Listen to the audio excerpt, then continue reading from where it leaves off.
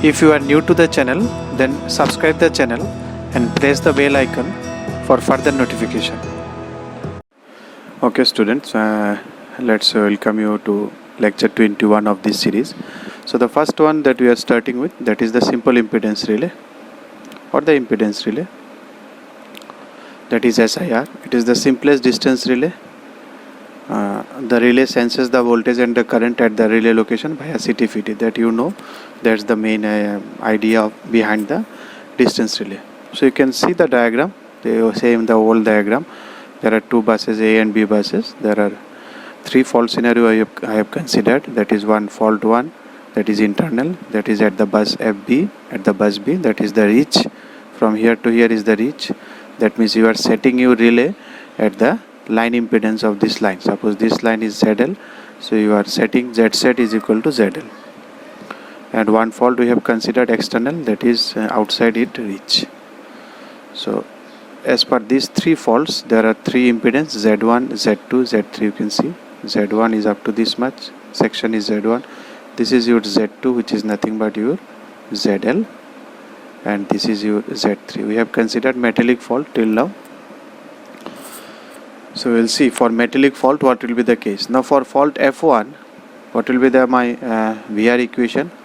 Your VR that the relay is sensing is IR into ZR always. So IR into what is the ZR here, because it is fault at 1, so ZR is up to this much, so it is Z1, which is less than obviously your IR into Z set, because you have already set a value fixed given setting of Z. So if you multiply that IR with Z, that Z will be bigger than what you have measured now in the fault case, F1 case. So F1 case, the measured value, this one, IR into Z1 will be less than that one. This Z set is nothing but your ZL. ZL is your line impedance. And if it is at B, then your VR will be equal to IR into ZL or IR into Z2, because Z2 is your ZL. That is almost equal. Both of them are equal. The thing measuring and the set value both are equal. And in case of external fault, your VR that you are measuring, that is IR into Z3, will be more than your IR into ZL. You have given some ZL setting. So if you multiply that ZL with the IR you are measuring, that will be bigger than that will be smaller here, because here fault is outside. So whatever you have measured here, IR into Z3, because it has taken more than the reach value Z3, you can see it is going beyond your reach. So what is my idea? The SR should trip for the internal faults and restrain for the external. For these two faults it should trip, and in this case it should restrain. So what should be my trip equation? My trip equation should be, if it is less than, then it should trip. VR by IR that you are measuring, that is your ZR, that should be less than Z set, which is nothing but equal to ZL. Less than or equal to, both. If it is equal to also, that is on the boundary. Then trip, else restrain. So the trip equation becomes this. This is my main equation. Now if I want to plot this graph, if you see, we will see one by one. First you see VI characteristics, then we will go for RX plane. What is VI characteristics? If you do this one, if I only look at this equation, if my V is Y, the upper portion is Y, below is X, it is, and this is suppose a fixed, this is suppose this Z set. Suppose this is Z set. If it is equal to Z set, let us draw for first equal to, then we will put for less than greater than we will put. So if it is equal to M is your fixed value, that is Z set. That is, then you will get the boundary. Equal to is the boundary position. Less than that is strip, over that restrain. So y, this is y equal to mx. What is the equation for y equal to mx? This is a straight line. You know from the coordinate geometry, y equal to mx is always passing through origin. It is a straight line. So this is your y, this is your x. Y is your VR, x is your IR. And the slope is here m. What is the slope? This slope. This is the slope m. So this is Z set. The slope m is nothing but equal to Z set. So when the slope is small, if the line is flat, flat means the slope is not high. Slope is high means you are climbing a very high thing. Your hill is very slopey. If I say the staircase is it is a very high slope. So it will be tough for you to climb because the slope is very high. It is very high. If it is very high, we say it is very stiff. We cannot climb it if it is very high. That is, slope is very high. If it is a flat, then what we say, slope is 0. Exact flat is 0. That is horizontal line. So if it reduces, here it was in M. So if it is reduced, the slope is reduced, means the straight line will be a horizontal, more horizontal. It will not be a more upwards. It will be downward straight line. So these straight lines will give you less than M slope. This slope will be, any straight line here will give you less than M. So this zone becomes your trip zone. You can see here is the equal to line, that is your set value. So if any straight line you take, the slope of this line will be less than this line because it is more flatter. Flatter curve will give you less slope. So this zone becomes your trip zone. Okay, this is the trip equation in VI plane. That is done. But the main important is RX plane. How to plot it in RX plane? The right hand side characteristics. Let me draw it in a blank space so that you understand the RX. RX is the main important one. This is my R, this is my X. Okay, first let me do some mathematics equations. So what is given here? ZR, magnitude of ZR. First let us draw the equal to. Equal to, it is Z set. Z set is a fixed value. That is the impedance of the line. Suppose this one I have given. Mod of Z set. So Z is an impedance. Impedance means it will have resistance also, it will have reactance also. So if your resistance is R, R plus JX whole square, and this is fixed value because Z set, the impedance value they will give 5. Let's it is 5 ampere. Let us assume a fixed value 5 ampere. Impedance is 5 ampere. Magnitude of the impedance. The magnitude will have resistance also, reactance also. This 5 can come from, if you take R3 J4 X4, then also it will be 4. If you take R4 X3, then also it is 5. Because what is the magnitude of this one? Magnitude of this one is R square plus X square. You have studied in complex number. Under root, if you take square, the under root will be gone. So this is 5. So what does this represent? If this is X, this is Y, then X square plus Y square equal to R square. What is this? This is always a circle. This is a circle representing origin as a center is here, origin, center it at 0 0, and radius is root 5 because it is root 5 square. You can write it root 5 square. So this is the idea. That's why it becoming a circle in RX plane. Your X is your if I assume this is X, this is Y, then X square plus Y square equal to root 5 square. That's why the drawing, while you draw, I assume this is my real axis, real value of Vy, that is R, which is real part of your V by I, because V by I is Z, and this is your imaginary axis, that is X, which is imaginary of V by I. So if you plot it, it will be a circle with center origin 0 0, and the radius is, what is the value of radius? This radius is, this from here to here, this is radius, and that radius is equal to Z set, magnitude of Z set, what you have set value. For my example, it was 5, up to this much. Now you are getting it, na? So if it is a less than means inside the circle. Less than Z set means, less than 5 means radius is small. Because right hand side was radius R square. You can feel X square plus Y square was R square. So that side we have considered as 5. So if it is less than 5, then it will trip. That means my trip zone is inside. So this is my trip zone. Anything comes inside, if my Z value fall inside this, then it trips. Outside that, it will not trip, restrain. Okay. If it is done, then let me show one more thing. You will find in the drawing, there is one more thing that is known as fall characteristics. What is fall characteristics of that line? Now if you have that line, what will be the fall characteristics? Let me first draw it, then I will explain. It will be a straight line. Why it will be a straight line? It will be a straight line because the line has an impedance ZL. The line, this is the transmission line. So if you move along it, your ZL will increase it. You move more, your ZL will increase more. Okay.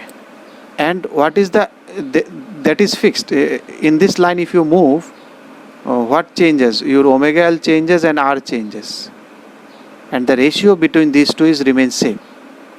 Because in transmission line it is not that all inductance are in same position.